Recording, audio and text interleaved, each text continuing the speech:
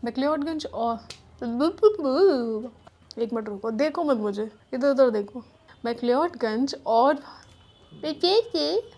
Final retake.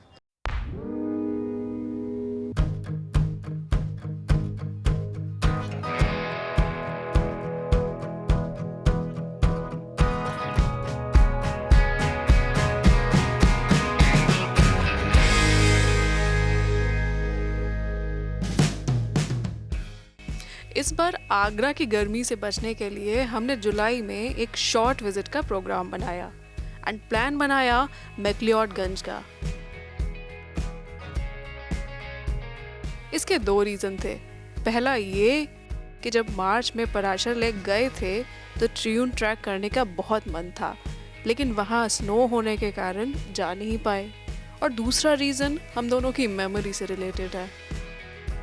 ये जगह मेरे लिए बहुत खास है। इसी जगह पर आकर मैंने ज़िंदगी के कुछ अहम फैसले लिए थे। इन पहाड़ों ने जैसे मुझको मुझसे ही मिला दिया था।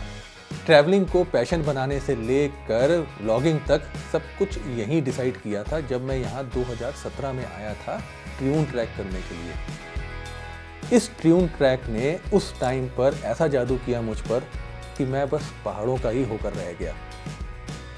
मुझे ऐसा लगता है कि अगर मैं यहाँ नहीं आया होता तो ना तो मैं वीडियोस बनाता और ना ही ट्रैवलिंग को लेकर इतना ज़्यादा पैशनेट होता।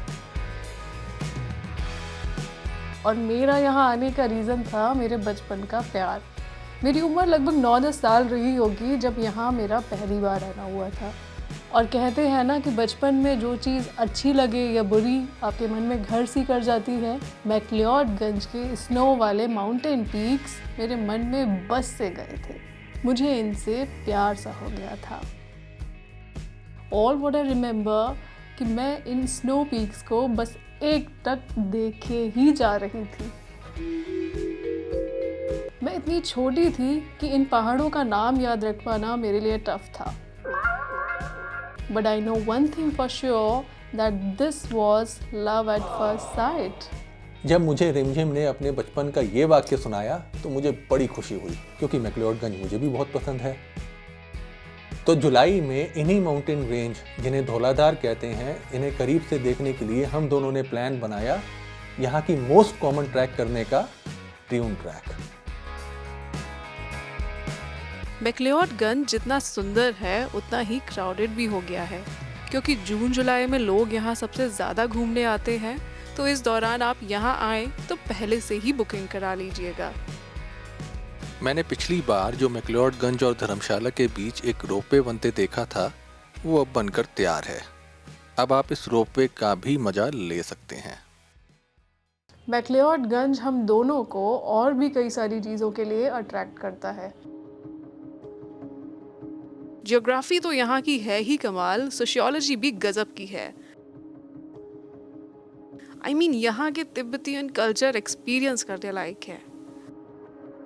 1960 के दशक में जब बहुत सारे लोग तिब्बत छोड़कर हिज होलीनेस दलाई लामा के साथ यहाँ आकर बसे, तो ये जगह एक स्मॉल वर्जन ऑफ तिब्बत वाला फील देने लगी। इसे लिटिल लासा भी कहा जाता है। यहाँ ज्यादातर दुकानें तिब्बतियन लोग ही चलाते हैं। एक से बढ़कर एक बेहतरीन चीजें आपको यहाँ मिल जाएंगी।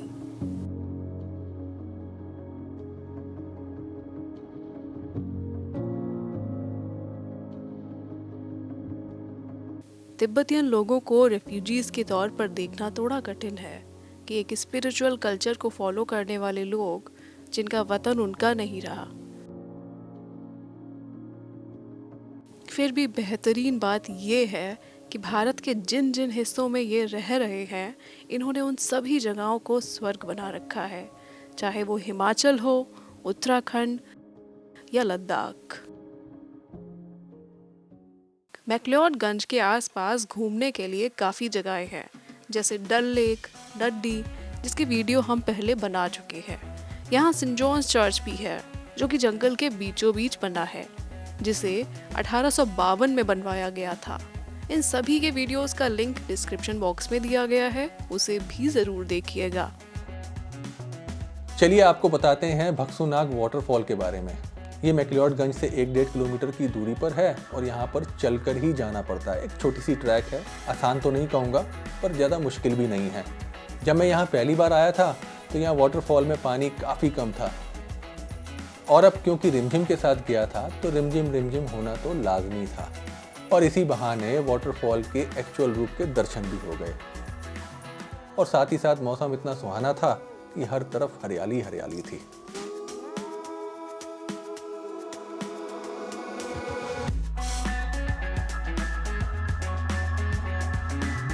ऐसे भक्सुनाग वाटरफॉल करने का एक और रीज़न भी था एंड दैट वाज कि हम बस वार्म अप होना चाह रहे थे अपनी नेक्स्ट डेस्टिनेशन के लिए, जिसके लिए हम यहाँ आए थे फॉर द ट्रियून ट्रैक। इस ट्रैक को करने के 3 रास्ते हैं, एक है नड्डी से, दूसरा भक्सुनाग से और तीसरा जो कि मोस्ट कॉमन मैक्लियोडगंज से। मैं ये ट्रैक तीसरी बार करने वाला था, इसलिए ये ट्रैक कहाँ से और कैसे शुरू करनी है इससे भली भांति परिचित था। चल भाई, चलो मैडम बैठो। अगले दिन सवेरे हम दोनों ने गल्लू माता मंदिर तक के लिए टैक्सी करी। टैक्सी का रेट यहाँ पर 200 रुपये सवारी है। गल्लू माता के लिए आप अपनी कार से भी जा सकते हैं। अगर आपकी कार छोटी है तो बहुत अच्छा, क्योंकि कई मोड़ पर रोड यहाँ बहुत नैरो हो जाती है। धन्नो हमारी सिदान ठहरी, तो इसलिए हमने टैक्सी से जाना मुनासिब समझा। जहां तक कार जा सकती है वो लास्ट पॉइंट है गल्लू माता मंदिर। अब इस लोकेशन पर भी कुछ होटल खुल गए हैं। मैक्लियोडगंज के मेन चौराहे से ट्रियून टॉप की ट्रैक लगभग 10 किलोमीटर की है। कुछ लोग यहाँ से भी ट्रैकिंग करना पसंद करते हैं। वहीं गल्लू माता के मंदिर से ये ट्रैक लगभग 6 किलोमीटर की हो जाती है। क्योंकि हमने ये ट्रैक सवेरे 6 बजे शुरू करी थी, इसलिए हमें यहाँ का चेक पोस्ट बंद मिला। ट्रैक की शुरुआत यहीं से होती है। इस ट्रियून ट्रैक को मैं ऑलरेडी 2 बार कर चुका हूँ और इसकी खूबसूरती को पहले भी बयां कर चुका हूँ, तो अब की बार रिमझिम आपको बताएगी कि उसको ये ट्रैक कैसी लगी। मेरे साथ हर ट्रैक से पहले एक्साइटनेस होती है। You know what is that? That is excitement and nervousness. So trekking की शुरुआत में थोड़ा नर्वस थी। हालांकि फासला बहुत ज़्यादा नहीं था, लेकिन फिर भी पेट में तितलियां उड़ रही थी। मुझे लगता है कि जब भी आप कोई चैलेंजिंग काम करने जा रहे होते हैं तो ऐसा फील होता ही है। जहाँ पर आपको लगे कि आपकी परीक्षा ली जा रही है या आपको कुछ प्रूफ करना है, इट हैपेंस, राइट? शुरुआत के लगभग 2 किलोमीटर मेरे मन में चल रहे मंथन के साथ कब बीत गए पता ही नहीं चला। उसके बाद जब मन थोड़ा स्थिर हुआ और एक्साइटमेंट का आगमन हुआ, तब ये रास्ता खुद ब खुद खूबसूरत होता चला गया। बेशुमार हरियाली थी तो पथरीला रास्ता भी था। कहीं धूप कहीं छाँव, ऐसा लग रहा था जैसे हम ट्रैक नहीं जिंदगी के रास्ते पर आगे बढ़ रहे हैं। जो भी था, we were enjoying every drop of it. Triund trek की रॉनेस इसी से ही पता चलती है कि इस रास्ते पर सिर्फ एक ही ढाबा है जो कि इस रूट के ठीक बीचों बीच बना है। लगभग 3 किलोमीटर चलने के बाद आपको ये दिखेगा। 1 घंटा 15 मिनट लगा यहाँ आने में। Not a bad speed. आधे रास्ते पहुँच गए हैं। अब यहाँ पर एक टी ब्रेक लेंगे, फिर उसके बाद आधा रास्ता कवर करेंगे। जोगिंदर जी कैसे हैं? ब्लॉग डाल दिया है मैंने। हाँ,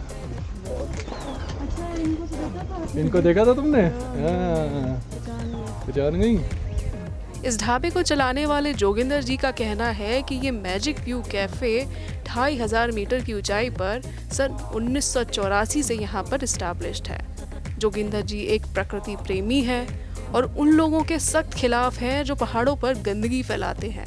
अब मैं यहाँ फिल्टर पानी बेच रहा हूँ, आपकी बोतलें रिफिल हो जाएगी पीस में, आपके पैसे भी बच गए सर, और जब आप लौट जाएंगे आपकी बोतल भी आपके साथ चले जाएगी। पूरा नहीं रहेगा। यही निवेदन है और हम यात्री से कुछ नहीं मांगते, मगर उनसे 2 हाथ जोड़ के रिक्वेस्ट है कि प्लीज सफाई रखें। अब जब लौट जाएं तो अपने पाँव के ही निशान रखें, कचरा नहीं।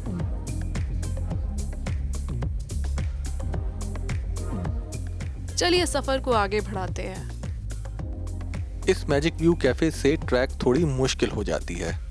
और साथ साथ खूबसूरत भी। इससे मैंने पूछा था प्यार व्यार करते हो कि नहीं करते हो। हाँ, तो मैंने कहा था कि दिल चीर के देख तेरा ही नाम होगा।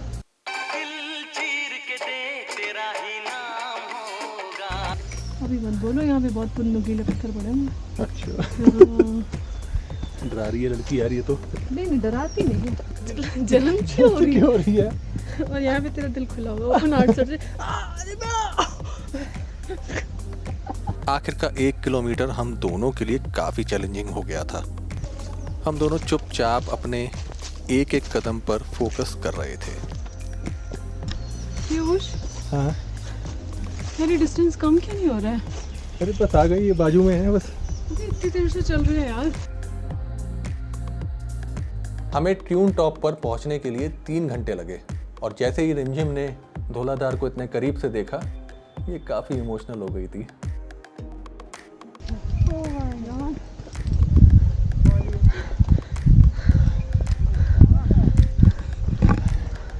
लो जी, आ गए ट्यून टॉप। लगभग 3 घंटे लगे पहुंचने में। कैसा लग रहा है तुमको? I don't know. The writer have no words now.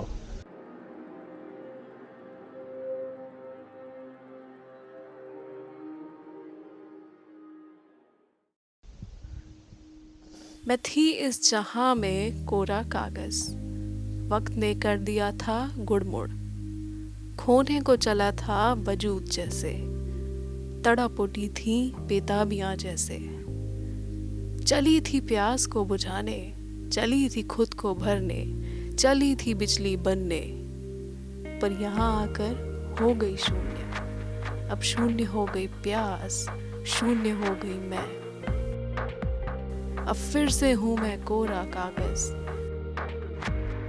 हवा में उड़ता हुआ कोरा कागज। हम दोनों ने इन वादियों में सिंपल सा लंच किया, दाल चावल। कुछ देर प्रकृति की खूबसूरती को महकते देखा। जब लगा कि बादल बन रहे हैं और बारिश कभी भी हो सकती है, तब हम वापसी को बढ़ चले। मैं वापस आ रही थी, लेकिन मेरे दिल के कई टुकड़े वहीं बस गए थे। एक टुकड़ा धौलाधार की पीक्स पर, एक टुकड़ा उसकी ढलान पर, एक टुकड़ा उस तालाब पर, और एक टुकड़ा वहां बसे हनुमान जी के चरणों पर। आशा करते हैं कि ये वीडियो आपको पसंद आई होगी। चैनल को सब्सक्राइब करिएगा, वीडियो को लाइक, कमेंट और शेयर करना ना भूलिएगा। हम दोनों जल्दी मिलेंगे एक नए किस्से के साथ। Until then, have a wonderful time, stay safe and take all precautions while traveling.